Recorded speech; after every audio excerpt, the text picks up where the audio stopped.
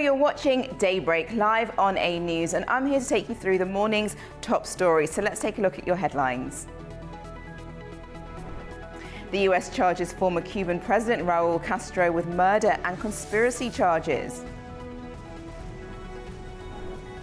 Israeli security minister stirs diplomatic outrage with flotilla activist abuse.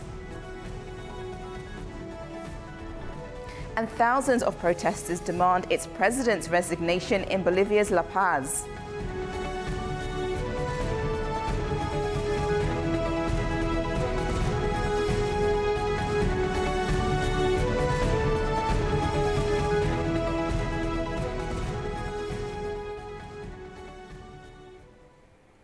First this morning, the US has charged former Cuban leader Raúl Castro with conspiracy to kill US nationals and other crimes over the 1996 downing of two planes between Cuba and Florida. The case, unveiled on Wednesday, accuses Castro and 5 others in the shooting down of the aircraft belonging to Cuban-American group Brothers to the Rescue.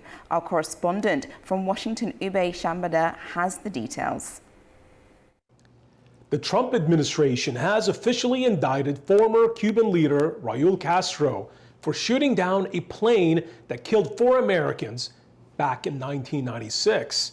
The planes were operated by a Cuban-American exile group that would often fly into Cuban airspace and around surrounding waters, looking for Cubans who were fleeing the country in droves at the time.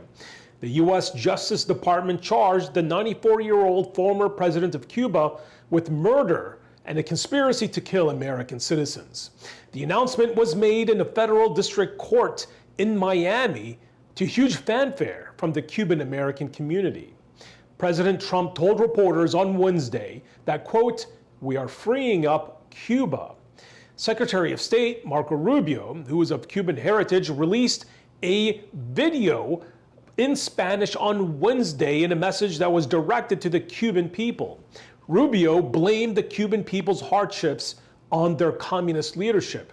It was the first time that Rubio has directly addressed the Cuban population at a time when the Trump administration continues to pile on pressure on Cuban authorities as the country suffers through severe shortages of electricity, fuel, and food. Rubio said that President Trump is ready to establish a new relationship between the United States and Cuba, but that it must be a relationship directly with the Cuban people and not with the Cuban military or its affiliated business conglomerates. I'm Ube Shabander, A News, Washington.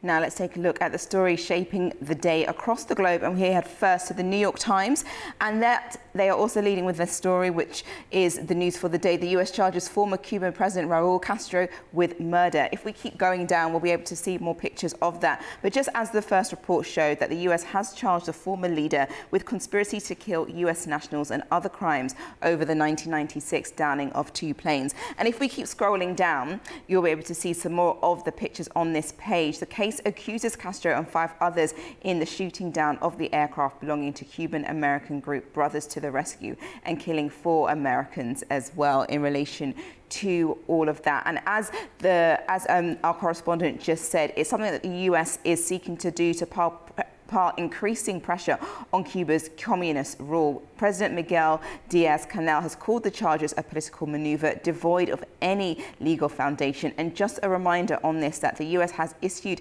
sanctions on the country and imposed a blockade on oil to Cuba that has resulted in blackouts and food shortages across the country. So we will keep you updated in relation to this. But this is Raúl Castro. He is 94. And was a leader and part of the defense ministry as well previously before, and is why the US is actually now targeting him because of his involvement in this 1996 downing of 2 planes. Okay, now let's turn to the next story this morning, and that's on the Guardian website, and that's in relation to Israel, because the headline is Israeli security minister stirs diplomatic outrage with flotilla activist abuse video. Now, we've been reporting all week that flotilla has been heading over to Israel, but they have unfortunately been blocked by Israel's military, saying that there is no freeway into Gaza for them to deliver any type of aid. Now, the far-right figure here, the National Security Minister, Itamar Ben-Gvir, shared footage of himself taunting bound international detainees, and he published this online of Israeli security forces abusing international activists who were detained as they tried to sail to Gaza with aid. Now, 3 activists were taken to hospital as a result of Israeli violence, and lawyers representing the group said that this is what happened. Now, in the video, which we're about to show right now, he drew a rapid and furious response from countries whose citizens were on board the boats, including UK, Canada, Germany, the Netherlands, Spain, Ireland, Australia and New Zealand. And just coming up here, you'll be able to see exactly what that video entailed. In many cases of the top government, this is where the outcry is coming from. As you can see here, using quite extreme force on this woman who was part of the flotilla, and the guy waving the flag is the defense minister there, Ben-Gvir.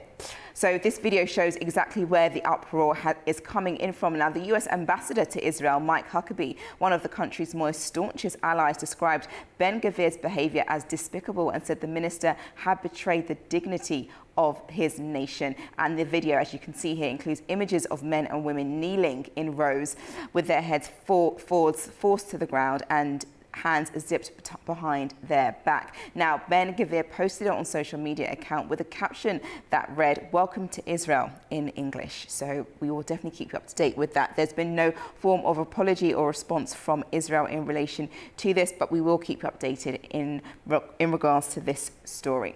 Okay, now let's go to our next headline this morning, and that's on the BBC. That's in relation to Ebola and what its headline is saying: Ebola vaccine could take 9 months as death toll rises further, the WHO says. Now, what's happened recently is that 2 possible candidate vaccines against the Bondo Baigo species are being developed, which will help with those who have symptoms of this particular strain of Ebola, but neither have gone through to clinical trials, is what the World Health Office is saying.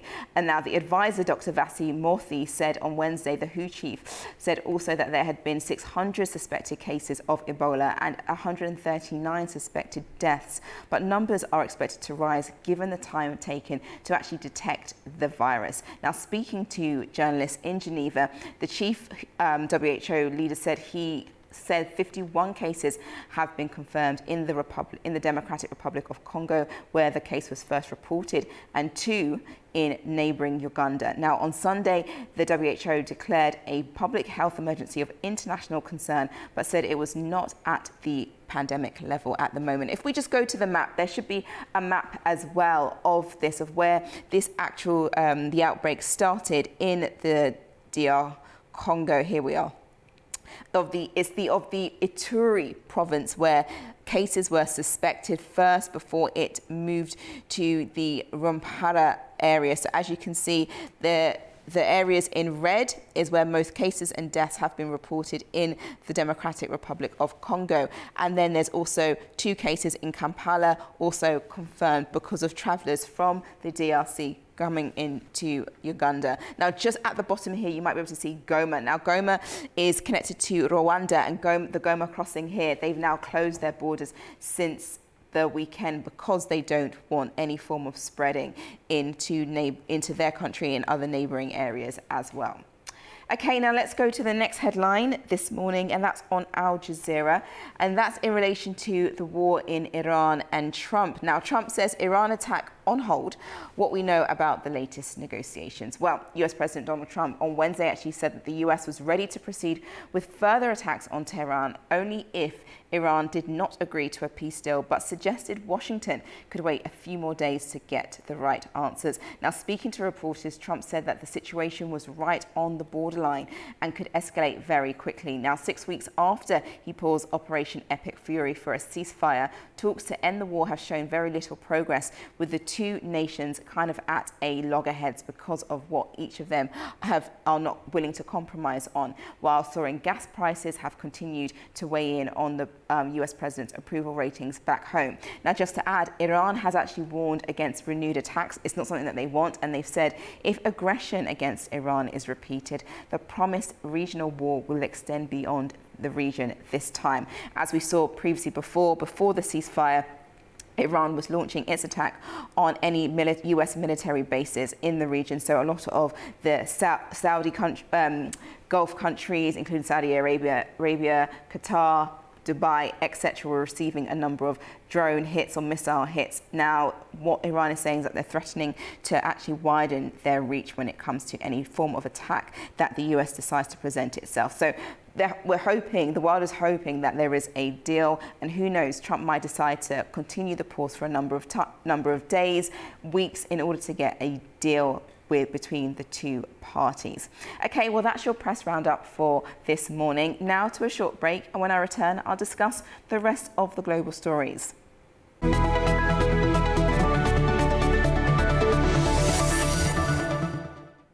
Welcome back. You're watching Daybreak. Now let's have a look at the global stories this morning. And we head over to the Middle East, and US President Donald Trump says America could decide within days whether to take further action against Iran as negotiations over Tehran's nuclear program appear to be reaching a critical stage. President Donald Trump says Washington is prepared to move quickly if Iran fails to deliver what he called the right answers in ongoing negotiations over its nuclear program. Speaking to reporters on Wednesday, Trump said the United States could wait a few days for a response if it could prevent more people being killed, but warned action could also come very quickly. He also rejected reports that Washington had offered Iran oil sanctions relief, saying no relief would come before an agreement is signed. Very right on the borderline, believe me. If we don't get the right answers, it goes very quickly. We're all ready to go. We have to get the right answers. It would have to be a complete 100% good answers. And if we do, we save a lot of time, energy, and lives, most importantly. During a commencement address at the US Coast Guard Academy, Trump repeated that Iran would not be allowed to obtain a nuclear weapon. Trump claimed Iran's Navy and Air Force were largely gone and questioned whether Tehran would sign a deal or face further military action. You saw that right now in Iran. Everything's gone. Their Navy's gone. Their Air Force is gone. Just about everything. The only question is, do we go and finish it up, or are they going to be signing a document? Let's see what happens. But we're a hot country. We're the hottest country anywhere in the world, with the strongest, most powerful military anywhere in the world, and there's nobody close. Meanwhile, in Tehran, Iranian Foreign Minister Abbas Araghchi said diplomacy and military preparedness remain aligned, adding Iran would negotiate when necessary, but would also be ready to defend its interests with strength. At the same time, an Israeli analyst warned Iran is tightening its grip on the Strait of Hormuz, saying tanker traffic through the key oil choke point is increasingly subject to Iranian oversight and could heighten the risk of wider escalation. Tensions are rising between Israel and several European countries after the detention of activists from Gaza-bound aid flotilla. The images released from Israel's security minister has sparked diplomatic outrage across the globe and criticism from inside Israel itself. Free Palestine! Israel's far-right National Security Minister Itamar Ben-Gvir has sparked an international diplomatic crisis after publishing footage showing detained international activists being abused by Israeli security forces. The activists were part of the global Sumud flotilla, which departed from Turkey last week carrying humanitarian aid bound for Gaza. In the footage, Ben-Gvir is seen waving an Israeli flag and mocking the activists after their detention. They came here full of pride, acting like heroes. Look at them now. They are not heroes. They are supporters of terror. I say to Prime Minister Netanyahu, keep them here longer. Put them in the terrorists' prisons. This is how they should be treated. Israeli authorities said around 430 activists from 40 countries were detained and taken to Ashdod port after the interception. Lawyers for the group say several activists were injured during the operation, with 3 briefly hospitalised and others suffering suspected broken ribs and breathing problems.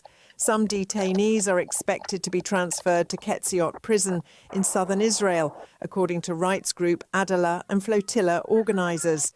Prime Minister Benjamin Netanyahu said the conduct was not in line with Israel's values and ordered the activists deported. Foreign Minister Gideon Sayar accused Ben Gvir of damaging Israel's international standing. The footage also triggered widespread condemnation around the world. Belgium, France, Spain and the Netherlands summoned Israeli diplomats for explanations, while Greece, Ireland and Italy demanded the immediate release of their citizens. Leaders from the UK, Canada, Germany, Australia and New Zealand also condemned the treatment of activists on board the flotilla.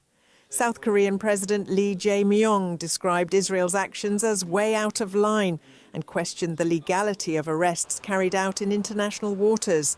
Even US Ambassador to Israel Mike Huckabee, a long-time ally of Israel, called Ben Gvir's behaviour despicable and said the minister had betrayed the dignity of his nation. The flotilla was the latest attempt by international activists to break Israel's blockade on Gaza, where aid agencies continue to warn of severe shortages of food, medicine and other essential supplies, despite the ongoing Israel-Hamas ceasefire. Israel has moved a step closer to a snap election after lawmakers gave initial approval to dissolve parliament. The move comes in the middle of growing tensions inside Prime Minister Benjamin Netanyahu's coalition after ultra-Orthodox allies accused him of failing to deliver legislation exempting their community from mandatory military service. If approved, Israel could head to elections months ahead of the current October deadline and would be the country's first national vote since the Hamas attacks. Opinion polls suggest Netanyahu could face significant losses if early elections are held.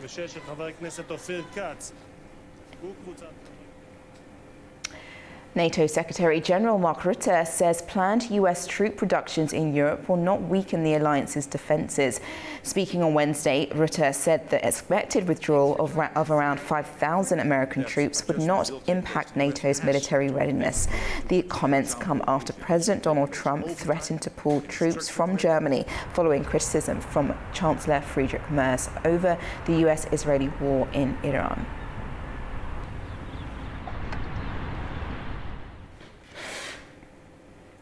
Heading over to the UK, and its economy is showing signs of slowing down, with unemployment rising and job vacancies falling to their lowest level in 5 years. At the same time, the government is holding talks with supermarkets over food prices.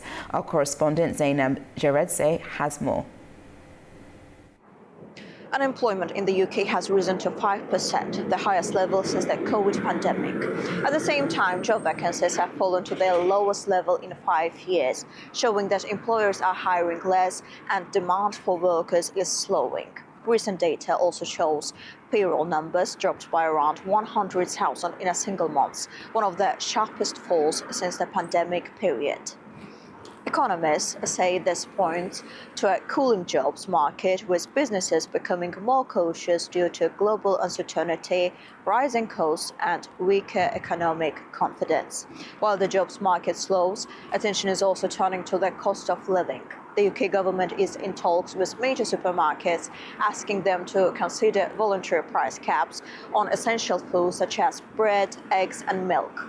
The plan would not force companies to cut prices, but would rely on cooperation, possibly in exchange for some regulatory changes. However, the proposal has been strongly criticized by retailers who say even voluntary price caps could damage investment and create pressure elsewhere in the supply chain.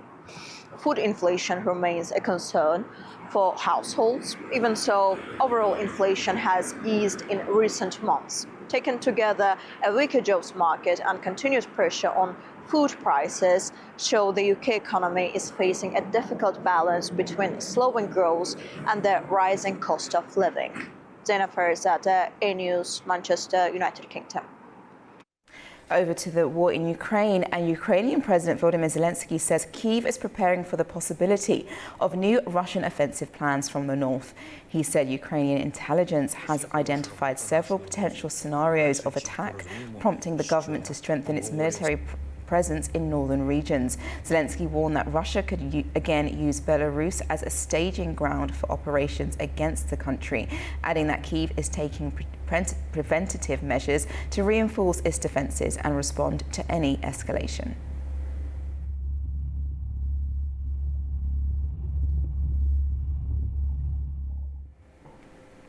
Now, Russian President Vladimir Putin has wrapped up his state visit to China after holding talks with President Xi Jinping focused on expanding strategic cooperation between the two countries.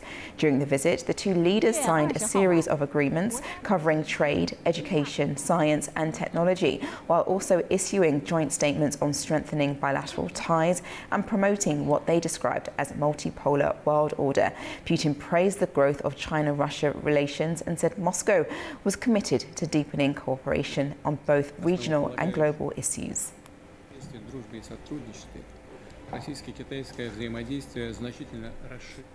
Now to South America, and Bolivia's deepening political and economic crisis has spilled into the streets of La Paz on Wednesday as hundreds rallied against protest blockades. Demonstrations say worsening food shortages and fuel are leaving families struggling to cope. Hundreds of Bolivians marched through La Paz on Wednesday, demanding an end to protest blockades they say have caused severe shortages of food and fuel and pushed families deeper into hardship.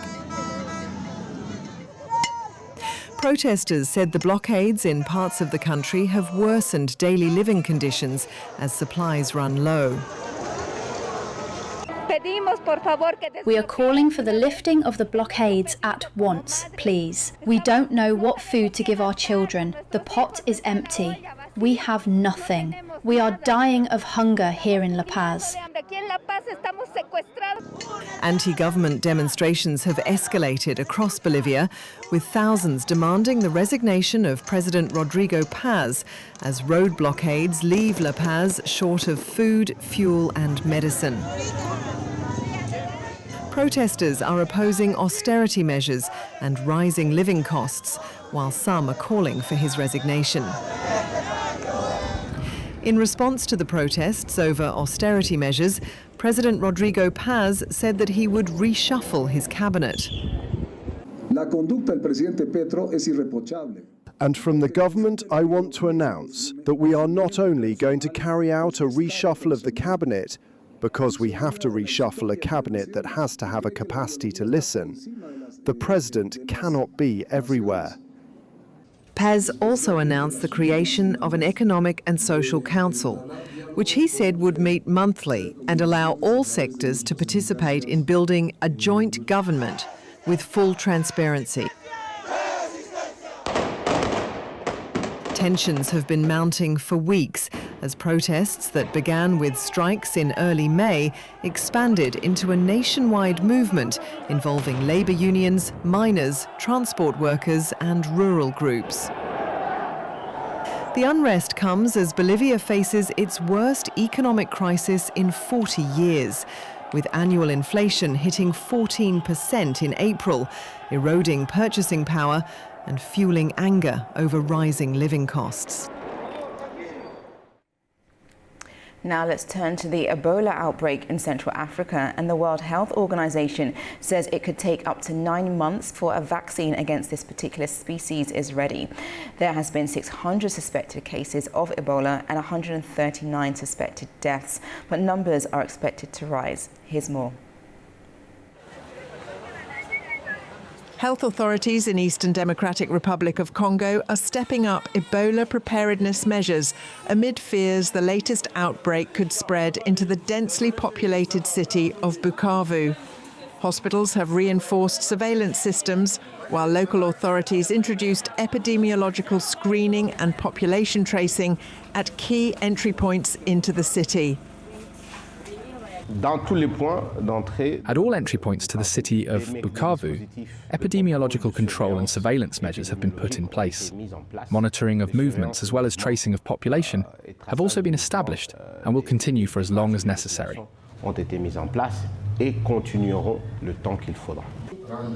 Medical experts warn that major logistical challenges are slowing the response, with samples from Bukavu forced to travel long distances by boat and road before reaching laboratories in Kinshasa.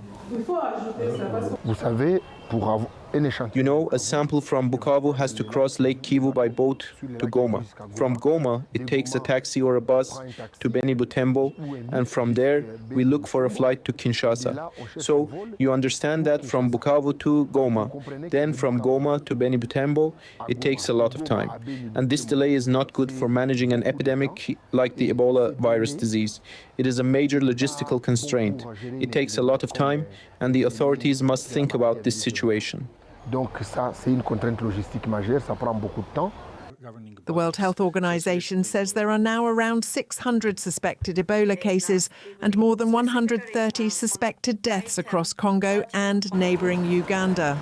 The outbreak is linked to the rare Bundibugyo strain of the virus, for which there is currently no approved vaccine. Residents in Bukavu say worsening economic conditions and overcrowding are increasing fears about the city's ability to cope if the outbreak spreads further. We are in a situation of economic and financial crisis. Even getting soap has become a problem. We think that if the disease arrives in the city, there will be deaths. As you know, the city of Bukavu is very densely populated. Authorities say monitoring measures will remain in place for as long as necessary. Now to a quick break. When I return, I'll take a look at the regional headlines making its way, as well as being joined by a guest to dig into some of those key stories. Don't go anywhere.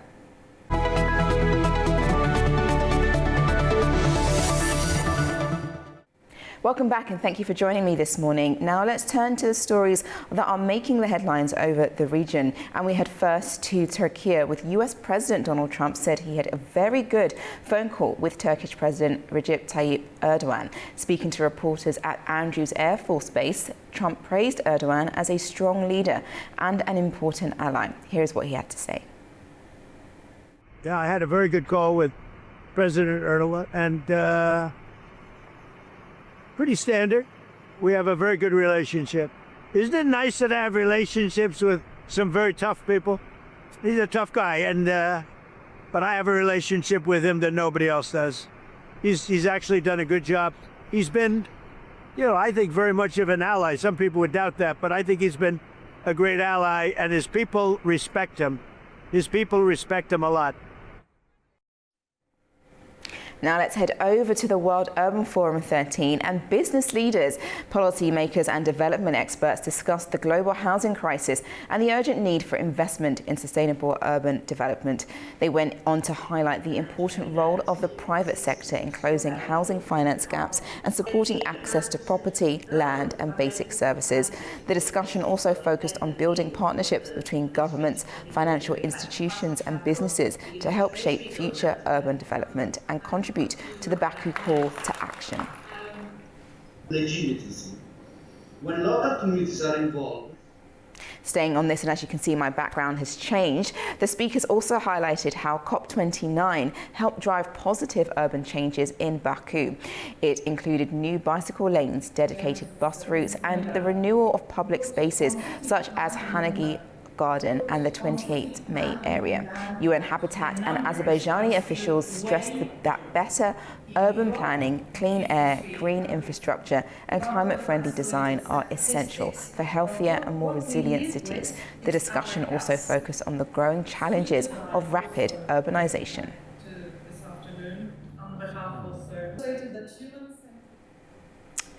Well, there's a lot going there in Baku because of the World Urban Forum 13, and it is as a geopolitical forum where questions of climate resilience, technology, sovereignty, infrastructure, finance and urban governance are becoming central to the future balance of global influence. In this context, Baku's role as host city reinforces Azerbaijan's growing ambition to position itself as at the intersection of global connectivity, sustainability, diplomacy and Euro-Asian development dialogue. Joining me now is Shabman Safarova, the chair of Public Union for Progress of Karabakh. The emphasis on low-carbon buildings as well in WF13 reflects a growing recognition that urban infrastructure is becoming one of the central battlegrounds of climate policies. Welcome to the programme. Hi, thank you for your invitation. That's fine. So we've had quite a few stories and reports coming out from the World Urban Forum this week so far. We're on day 5, I believe, and quite a few bits of information is coming out. But I just wanted to focus on infrastructure as being one of the central battlegrounds of global climate policy. Do you think governments are increasingly treating green construction technologies as both environmental necessities and strategic economic sectors capable of reshaping future industrial competitiveness? Such buildings, buildings much more smart and digital cities, no longer only environmental issue. It is about economic competitiveness of countries and cities as well. For statistics, buildings and construction, they account for about 32% of global energy use and 4% of global carbon dioxide emissions. So any serious climate policy or climate action must address how we design it, how we build, and sometimes how we rebuild the cities in transformation process, or just changing traditional cities to let's say smart ones. And for governments, that's why now this field means strategic, let's say, sector. So energy efficient materials, solar integration, not only solar, with other alternative energy integrated systems, cities, and they can create new industries, new jobs as well. So that's why I want to repeat it. It is not only environmental issue now. It is about economic competitiveness of countries for near future. Yes, yes. And affordable housing across the global south has emerged as well as one of the forum's most urgent themes. Could access to affordable and sustainable housing increasingly become a defining measure of state capacity and political legitimacy in emerging urban societies? For sure, because today more than the half part of world population, they are living in urban areas, and it is expected that till 2050 this figure will reach to 70%, and it means that the demand for much more housing, buildings, and etc. And in that context, I can talk about Azerbaijan's experience in order of affordable, let's say, housing, and in order of solution of housing problem. The countries like Azerbaijan, they are creating the institutions like, let's say, mortgage and credit guarantee funds, or they are working under PPP, let's say, private-public partnership with banks and other financial institutions to make mortgage policies, let's say, opportunities for making housing much more, let's say, achievable for even middle and low income part of population. because housing now is not only just a physical issue, it is related to economic productivity, demographic stability, and urban resilience for the countries. So the rise of smart cities also introduces a broader geopolitical dimension to this conversation, especially surrounding technology, governance and digital sovereignty. Who shapes the technological standards governing the cities of the future, would you say? Sometimes we think that building smart cities or owning all these technologies, it is the final destination or final outcome. But smart cities are not only technology, they are about governance, as you mentioned, and maybe we can own all these digital systems, digital IDs, sensors, let's say data platforms, etc. But if we don't have very good governance in that process, so the result can be failure, unfortunately. But when we are building much more smart and, let's say, digital cities and systems, raise some questions. Who owns all this data? Because it's a huge amount of data, it means. Who sets the standards, ethical, let's say, codexes, etc.? Who protects citizens' rights? And I believe that the future model will not only be shaped by just global tech companies, big companies, or major technology powers. It has to be joint work. The sovereign states define maybe the legal and ethical framework, but universities, research centers, or especially civil society have to participate in this process actively. Because it is one of the functionalities of civil society institutions. We have to listen, we have to gather the problems or the demands of the society and use it in shaping of future standards and laws and regulations. And WOF 13 also highlights the widening infrastructure gap between advanced economies and much of the developing world. Will new coalitions between multilateral institutions, sovereign investment funds and emerging middle powers redefine how urban development is financed across the global south?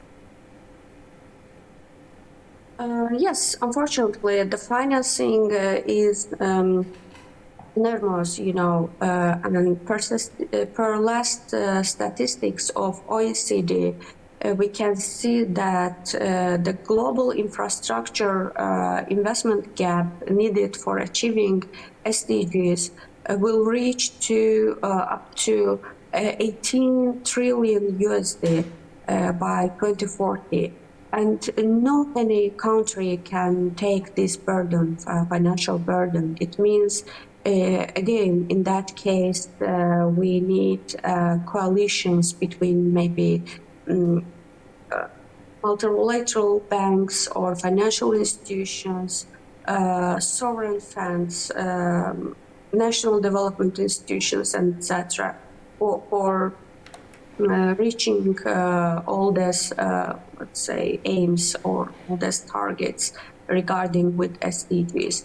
And it is not only financing issue, but it is preparing, it's about preparing bankable, transparent, and socially responsible projects and methodologies again. And these tools, methodologies, and policies in order of decreasing this gap, financial gap, needs joint activity between governments, financial institutions, again, let's say, the NGOs, universities, and etc. I see.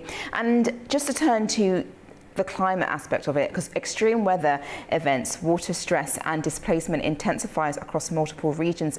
Are cities becoming the primary front line for managing the security consequences of climate change in the 21st century?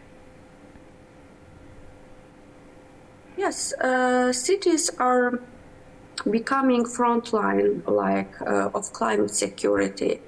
And unfortunately, UN Habitat's World Cities 2024 report stresses that urban areas are directly exposed to flooding, heat waves, droughts, storms, and etc. And we can see the outcomes of all these processes in our daily lives. And that's why it is not no longer only environmental risk. It affects water security, food safety, or migration, because the migration because of climate change has increased in recent times, in the recent 30 or 40 years. And that's why resilient cities and strong governments now they are investing in early warning systems, green spaces, or water or food management systems. And for Azerbaijan, it is also unfortunately linked with water scarcity, and it is good that civil society institutions, they are trying to participate in governmental activities in order of decreasing the climate risks for near future. And just finally, the broader significance of the World Urban Forum 13 may lie in how urban governance itself is evolving into a major arena of global influence. Can you just highlight the ways in which the future international order could be reshaped by that? I think that international order will increasingly be shaped not only nation states, but also globally connected cities.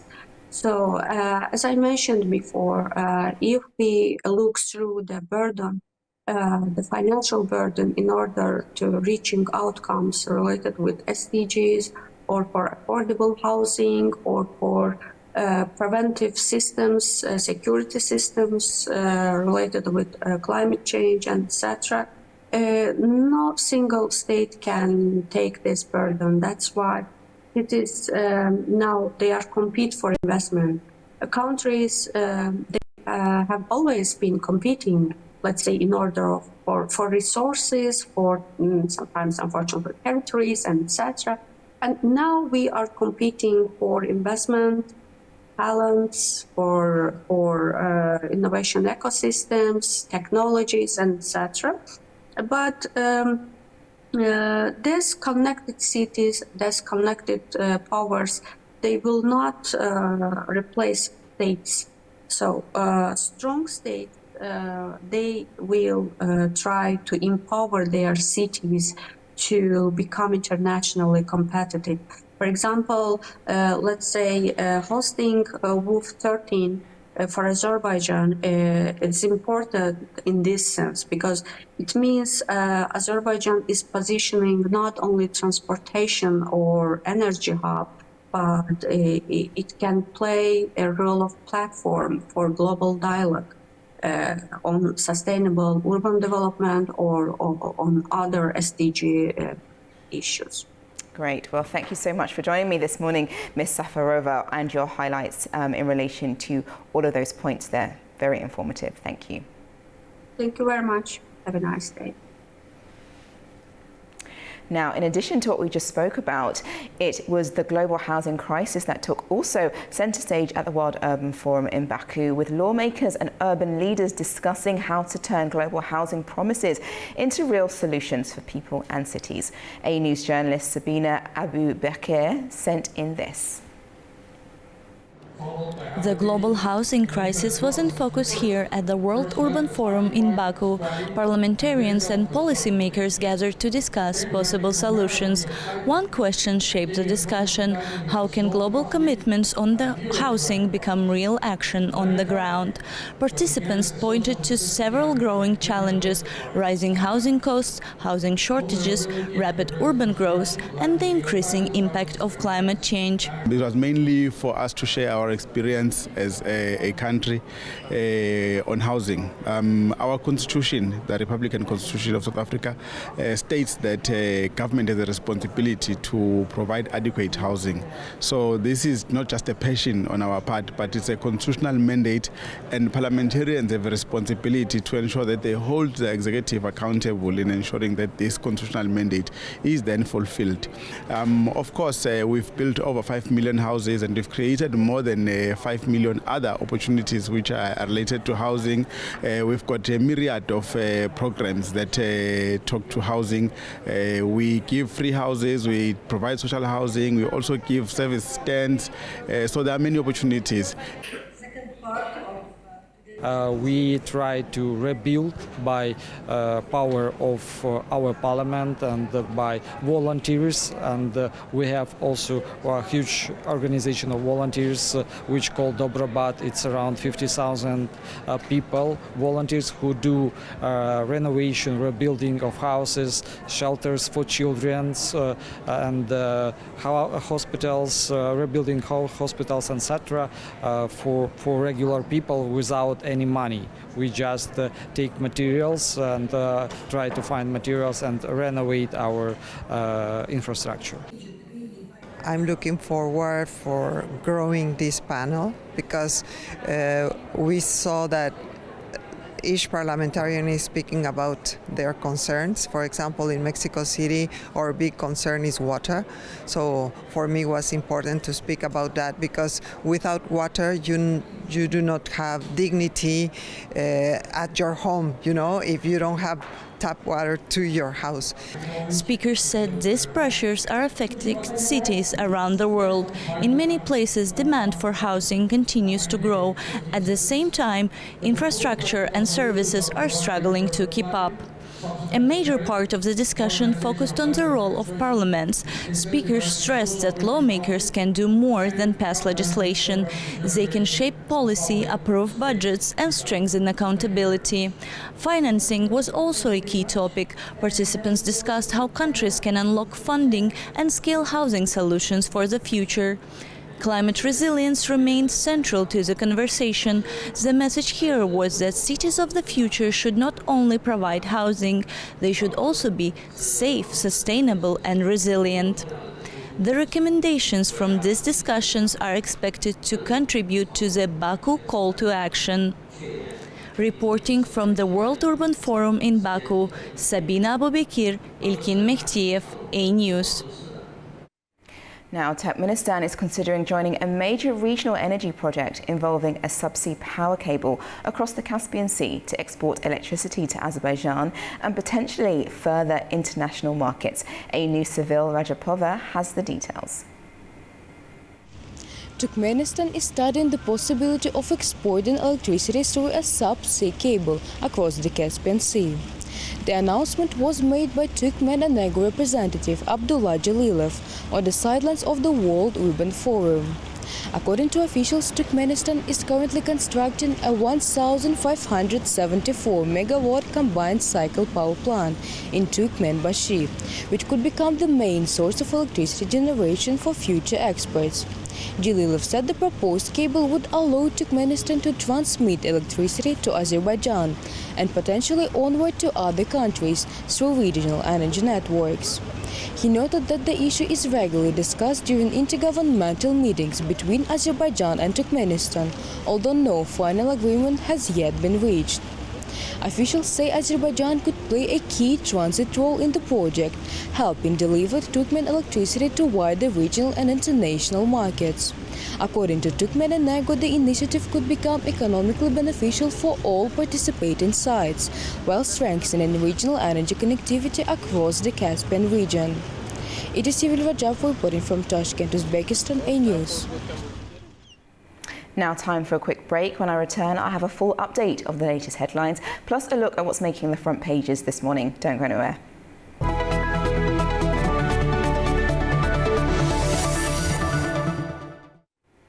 Hello, you're watching Daybreak live on A News, and I'm your host Nadia Jani. If you're just joining me, I'm here to take you through the day's top stories. So let's take a look at your leading headlines. The US charges former Cuban President Raúl Castro with murder and conspiracy charges. Israeli security minister stirs diplomatic outrage with flotilla activist abuse video. And thousands of protesters demand its president's resignation in Bolivia's La Paz.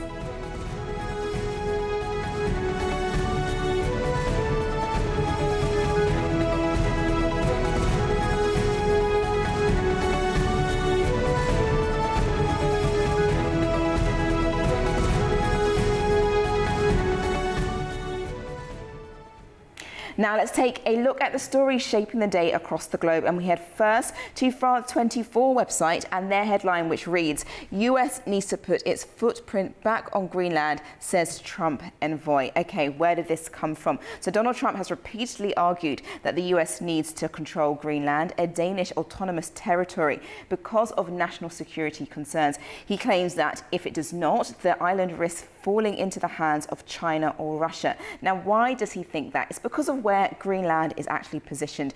It is one of the shortest route for missiles between Russia and the US, and it is also believed to have untapped rare earth minerals and could be a vital asset as the polar ice melts and new shipping routes emerge. Now, the US wants to open 3 new bases in the south of the territory, according to recent media reports. And also, just as a reminder, Trump backed down from threats to seize Greenland in January when there was massive condemnation from the country and a number of his allies, and a US-Danish general working group was set up to address Donald Trump's concerns. Now, US envoy Landry arrived in Greenland's capital on Sunday.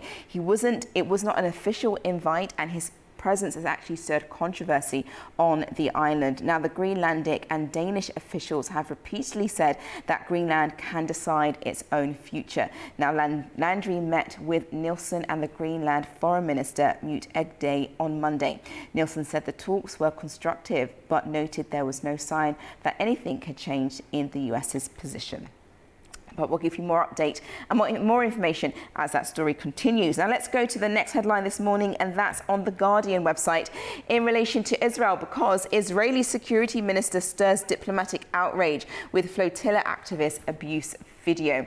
Now, this is the far-right figure, National Security Minister Itamar Ben-Gvir, who shared footage of himself taunting bound international detainees.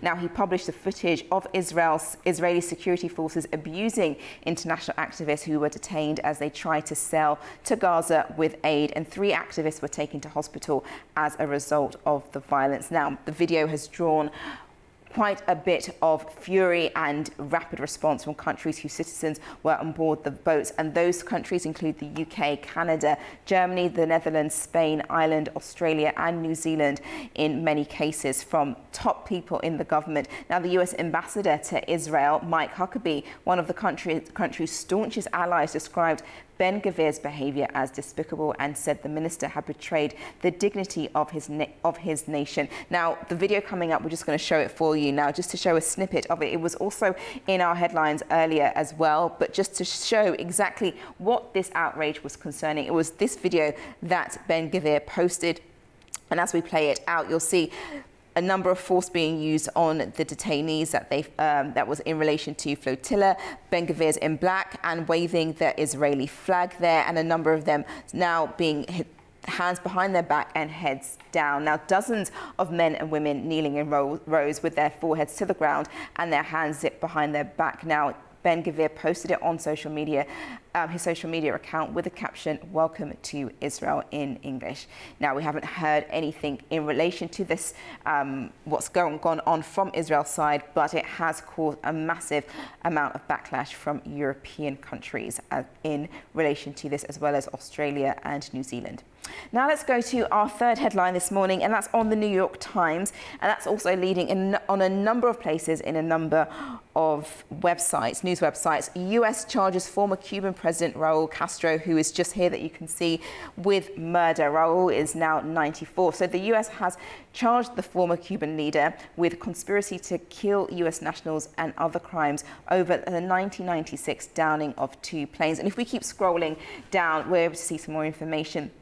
Now, this was between Cuba and Florida, and the case accuses Castro and 5 others of shooting down an aircraft belonging to Cuban-American group Brothers to the Rescue and killing 4 people, including 3 Americans. Castro, who is now 94, was the head of the country's armed forces at the time and faced international condemnation over the crash. If we just continue to scroll down, as this video shows a number of other things, it will provide a bit more information, as well as who Raúl Castro is, and everything in relation to this story. And just to add, the US has been making sure that it's putting pressure on Cuba.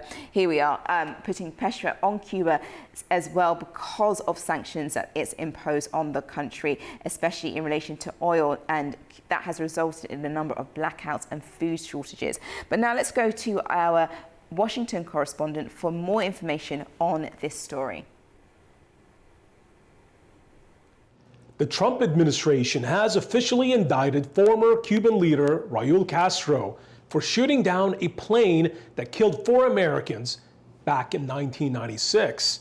The planes were operated by a Cuban-American exile group that would often fly into Cuban airspace and around surrounding waters, looking for Cubans who were fleeing the country in droves at the time. The U.S. Justice Department charged the 94-year-old former president of Cuba with murder and a conspiracy to kill American citizens. The announcement was made in a federal district court in Miami to huge fanfare from the Cuban-American community. President Trump told reporters on Wednesday that, quote, "We are freeing up Cuba." Secretary of State Marco Rubio, who is of Cuban heritage, released a video in Spanish on Wednesday in a message that was directed to the Cuban people. Rubio blamed the Cuban people's hardships on their communist leadership.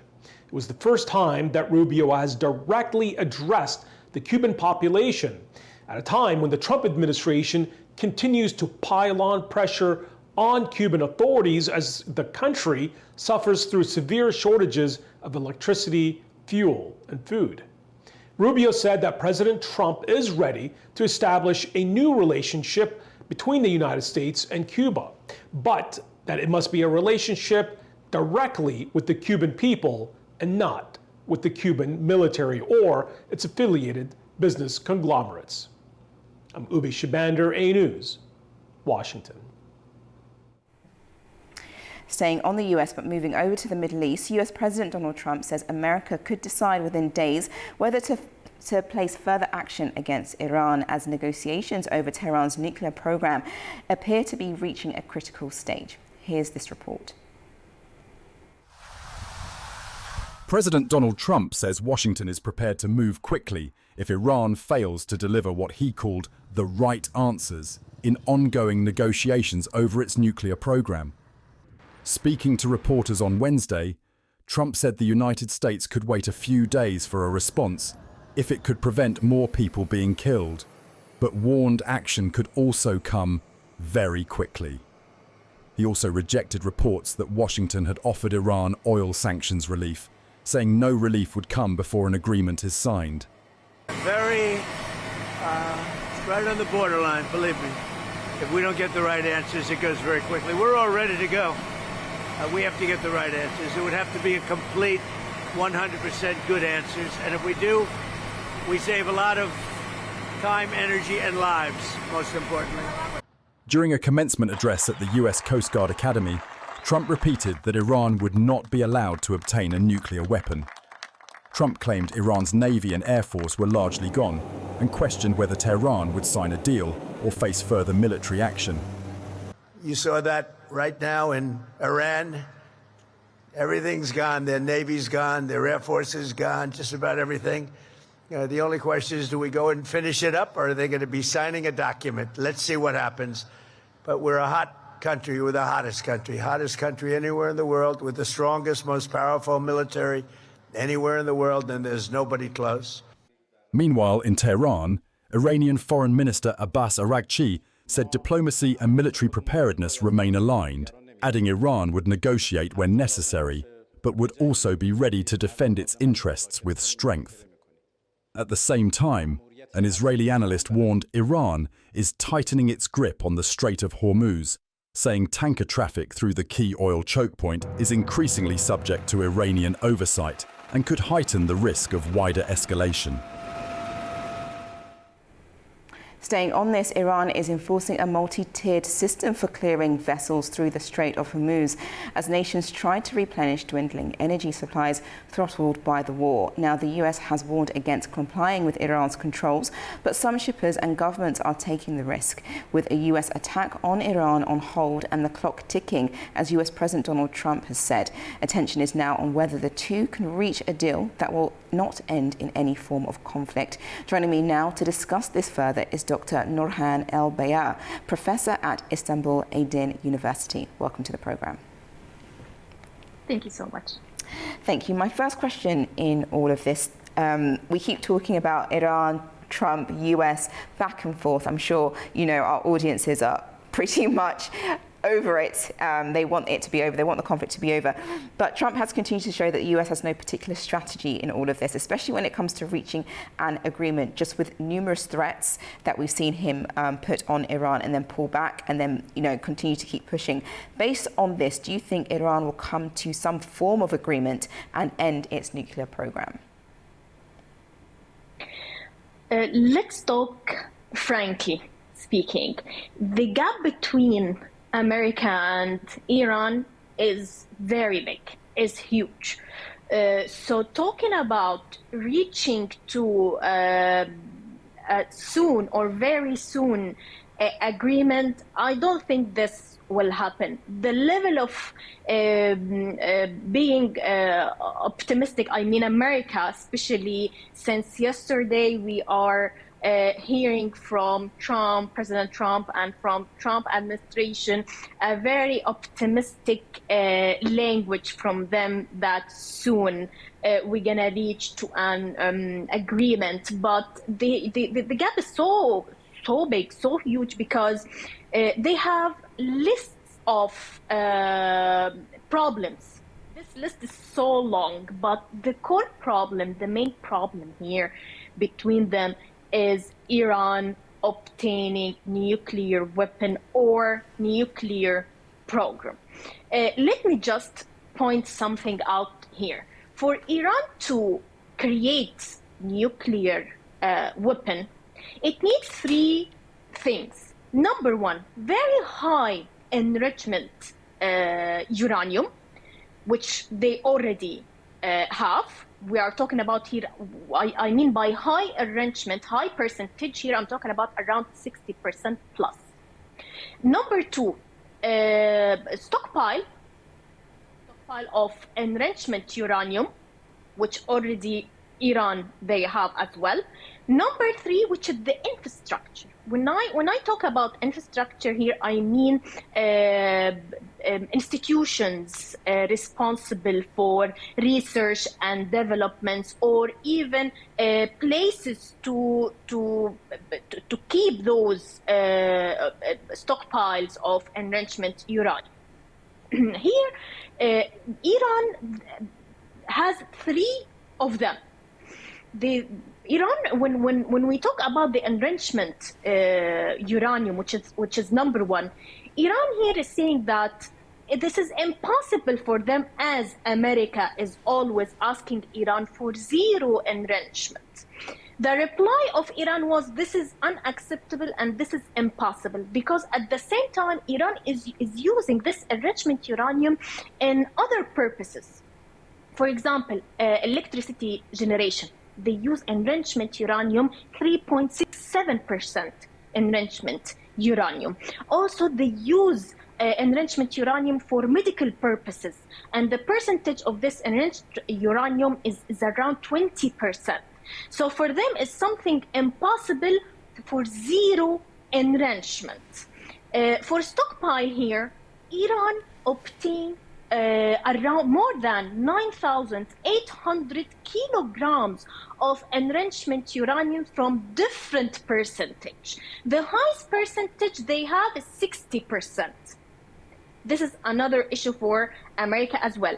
For the infrastructure here, America destroyed during 2025 war, which is the 12 days war, and during the recent war, they destroyed lots of uranium, lots of nuclear infrastructure in Iran, but still Iran, they have lots. They are still keeping lots of their nuclear infrastructure. So this is so important to point it out. The core issue here that United States wants from Iran zero uranium enrichment. Iran rejected this. Also, America asked Iran to move the stockpile of the enriched uranium, which is more than 9,800 kilograms, to different country, and they recommended America, of course, but also Iran rejected. So here we are talking about the core issue, the main issue, and there is no common ground between Iran and America. So I don't think that soon they might reach to an agreement, as America is always announcing. Yes, well, that's what Donald Trump says. He feels it's going to happen very soon. And it's something that the US and Israel have been very much, why they started the war was to get the nuclear program completely withdrawn from Iran, as well as a change in regime, which now they've decided to abandon that part and focus on the nuclear program. But you mentioned that to Iran that it's completely unacceptable that they will not budge for them to get rid of their uranium program in any shape or form. What could be the compromise then? Could the US meet them halfway? You mentioned 60%. And they could have up to 60%. Is that a good deal that they could make if the US decided actually you have enough that it won't harm other countries or other neighboring, places? Would that work for both of these sides to come to some form of agreement and for the conflict to completely end? Actually, there was a proposal from United States after that rejection from Iran with the idea of zero uranium enrichment. United States proposed another proposal, which is okay. We will accept you as Iran to stay or to maintain the uranium enrichment operation, but with maximum 3.67% enrichment. Iran rejected that proposal as well, because from Iran's point of view, this will be maximum enough for electricity generation, but will not be enough for other purposes, for example, like medical purposes. For medical purposes, as Iran explained or claimed, they need 20% uranium enrichment. So if they accepted the second proposal of United States, it means, okay, it will be enough for electricity, generating electricity, but it will not be enough for other purposes for Iranians, which is here, basically we are talking about medical purposes. So also Iran rejected the second proposal from United States as well. So in that sense, we know that Trump is also feeling the pressure back at home, especially with upcoming elections coming up in November. His party receiving a lot of backlash because of how the Iran war is being done overseas. Do you think that that pressure could actually make it so that the US negotiates a little bit more and is able to compromise? As you mentioned, the 3.7 is not enough, is what Iran. Would they be able to meet at a 20% or even 25%? Would the two countries be able to come to some form of agreement if the US decides actually it's not going to harm surrounding countries, it will be okay, we'll meet you at the 20% mark? Definitely. That's why the way that President Trump is talking now is different than before. He's talking now in a very soft way, even talking about Iran and Iran's leaders. Yesterday, he described them as the smartest leaders, and they are trying to help also. So the way he's talking about Iran and Iranians leaders now is totally different. That push also came after Trump's visit to China. This visit was very significant. Even the way Trump is dealing in the blockade in Gulf is totally different. Now, Iran is allowing specific and certain ships to pass through Strait of Hormuz with specific and very special arrangement with the Iranian authorities. So usually we have here to differentiate between two layers of blockade in Strait of Hormuz. The first layer, which is the semi-closure of Strait of Hormuz by Iran. This is the first layer. The second layer is the blockout of, or the blockade of America. And this is basically on the Iranian ships and Iranian ports only. So usually what's happening, if Iran accepted or give permission to specific ship to across Strait of Hormuz, America will follow that ship and will try to attack it. This was before Trump's visit to China. But after that visit, things totally changed. Still, for example, yesterday, Iran allowed 3 ships, Chinese ships, to pass through Strait of Hormuz, and we didn't see any trial even to attack by America. They just leave them and they continued their road normally. So here we can say clearly that there is a hidden role for China we are talking here related to the diplomatic efforts along definitely with Islamabad, with Pakistan. Definitely. But China has a very major hidden role. Also, Gulf countries recently. Sorry, Dr. El-Beya, sorry, we just ran out of time just there. I do apologize. It was very, very interesting, but our time has run short. But thank you so much for joining me this morning for your insights. Thank you. Thank you. Now heading over to what's happening in Greenland, because tensions are rising between Israel and several European countries after the detention of the activists from Gaza-bound aid flotilla. The images released from Israel's security minister has sparked diplomatic outrage across the globe and criticism from inside Israel itself. Let's take a look at this report. Israel's far-right National Security Minister Itamar Ben-Gvir has sparked an international diplomatic crisis after publishing footage showing detained international activists being abused by Israeli security forces. The activists were part of the global Sumud flotilla, which departed from Turkey last week carrying humanitarian aid bound for Gaza. In the footage, Ben-Gvir is seen waving an Israeli flag and mocking the activists after their detention. They came here full of pride, acting like heroes. Look at them now. They are not heroes. They are supporters of terror.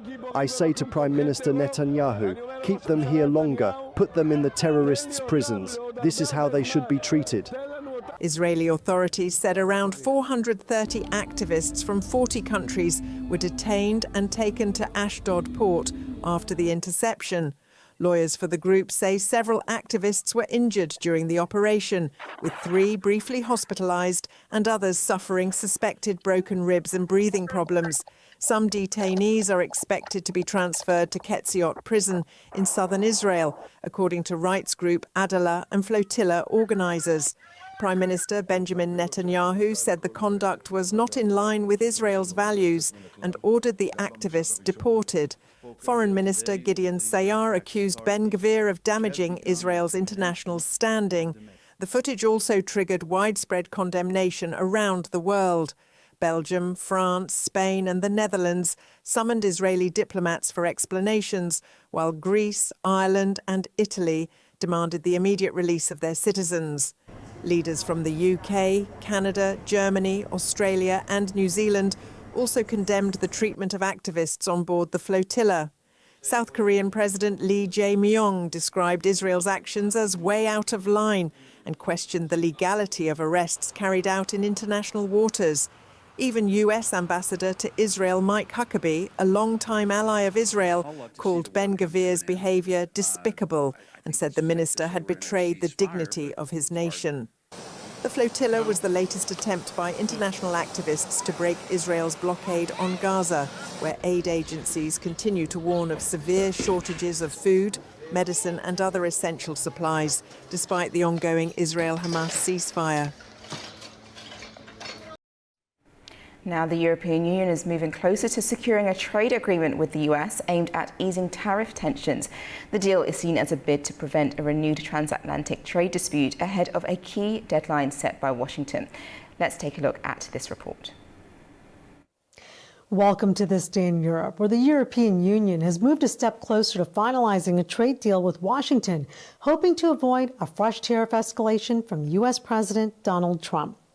EU member states backed the legal framework needed to implement the agreement, which would lower tariffs on a range of American goods in exchange for avoiding a threatened hike in US duties on European exports, including cars.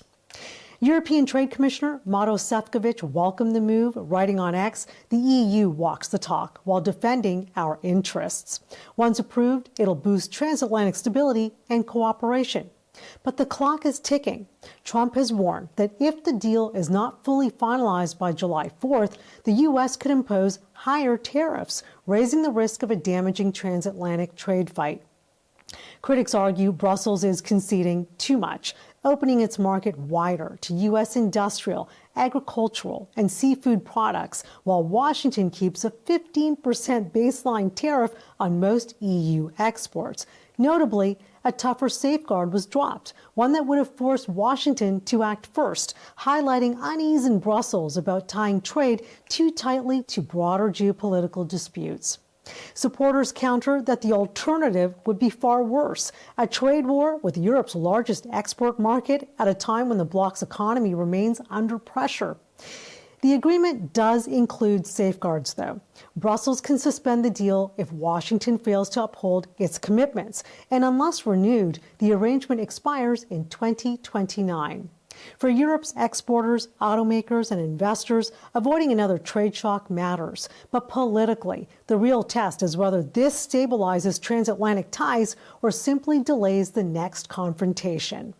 For A News, I'm Anita Sharma in Arnhem, Netherlands. Now to South America, and Bolivia's deepening political and economic crisis has spilled onto the streets of La Paz on Wednesday as hundreds rallied against protest blockades. Demonstrators say worsening food shortages and fuel are leaving families struggling to cope. Hundreds of Bolivians marched through La Paz on Wednesday, demanding an end to protest blockades they say have caused severe shortages of food and fuel and pushed families deeper into hardship. Protesters said the blockades in parts of the country have worsened daily living conditions as supplies run low. We are calling for the lifting of the blockades at once, please. We don't know what food to give our children. The pot is empty. We have nothing. We are dying of hunger here in La Paz. Anti-government demonstrations have escalated across Bolivia, with thousands demanding the resignation of President Rodrigo Paz as road blockades leave La Paz short of food, fuel and medicine. Protesters are opposing austerity measures and rising living costs, while some are calling for his resignation. In response to the protests over austerity measures, President Rodrigo Paz said that he would reshuffle his cabinet. And from the government, I want to announce that we are not only going to carry out a reshuffle of the cabinet, because we have to reshuffle a cabinet that has to have a capacity to listen. The president cannot be everywhere. Paz also announced the creation of an Economic and Social Council, which he said would meet monthly and allow all sectors to participate in building a joint government with full transparency. Tensions have been mounting for weeks as protests that began with strikes in early May expanded into a nationwide movement involving labour unions, miners, transport workers and rural groups. The unrest comes as Bolivia faces its worst economic crisis in 40 years, with annual inflation hitting 14% in April, eroding purchasing power and fueling anger over rising living costs.